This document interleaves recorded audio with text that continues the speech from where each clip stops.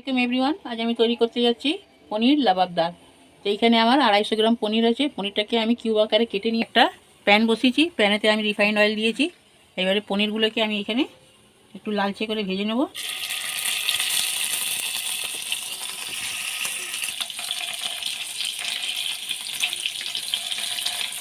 পনিরগুলো আমি এক পিট করে এবারে এরকম করে উল্টে দেবো। বাকির পনিরগুলো এরকম করে ভেজে নেব। এখানে আমার পনিরগুলো সব ভাজা হয়ে গেছে। এখানে আমি 4টে লবঙ্গ, 4টে এলাচ আর 2 টুকরো দালচিনি নিয়েছি। এটাকে একটু ভাজবো। আমি একটা বড় সাইজের পেঁয়াজ কুচি নিয়েছি, 3টে কাঁচা লঙ্কা, 2টো টমেটো আর এখানে কয়েকটা কাজু নিয়েছি। এইগুলোকে হালকা ভেজে নেব। বন্ধুরা, আমার এটা ভাজা হয়ে গেছে, আর বেশি ভাজবো না, কারণ আমি এটাকে আবার গ্রাইন্ড করব। মশলাটা আমার বাটা হয়ে গেছে। এখানে এবার আমি এক টুকরো বাটার দিয়ে দেবো।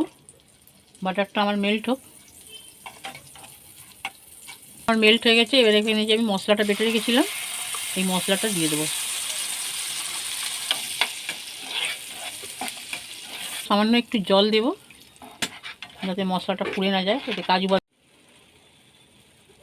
দেবো, অল্প একটু রসুন বাটা, আদা বাটা, গোলমরিচের গুঁড়ো, স্বাদ মতো লবণ দেবো।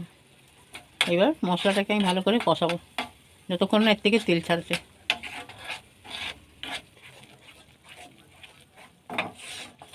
সামান্য একটু চিনি দেব। দেখুন বন্ধুরা, মশলাটা আমার কষানো হয়ে গেছে, এর থেকে তেল সেপারেট হচ্ছে।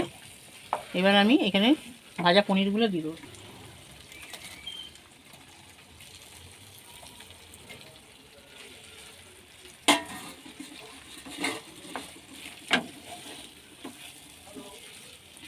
আর পনির লাবাবদার সম্পূর্ণ রেডি। দেখুন এখান থেকে তেল ছেড়ে দিয়েছে। এখানে আমি অল্প একটু শুধু কসুরি মেথি দিয়ে দেবো। এবার আপনাদের সার্ভ করে আমি দেখাচ্ছি। আমার পনির লাবাবদার সম্পূর্ণ রেডি। রেসিপিটি যদি আপনাদের ভালো লাগে, আমার চ্যানেলে নতুন হয়ে থাকলে বন্ধুরা আমার একটা লাইক করে দেবেন, বেশি বেশি করে কমেন্ট করবেন, শেয়ার করবেন বা সবার সাথে, বন্ধুদের সাথে। আর কে কোথা থেকে দেখছেন সেটা বলবেন। ফেসবুক থেকে দেখলে আমার পেজটিকে ফলো করবেন, আমার সঙ্গে থাকবেন। ভালো থাকবেন, সুস্থ থাকবেন, দোয়াতে আমাকে মনে করবেন। আল্লাহ হাফেজ।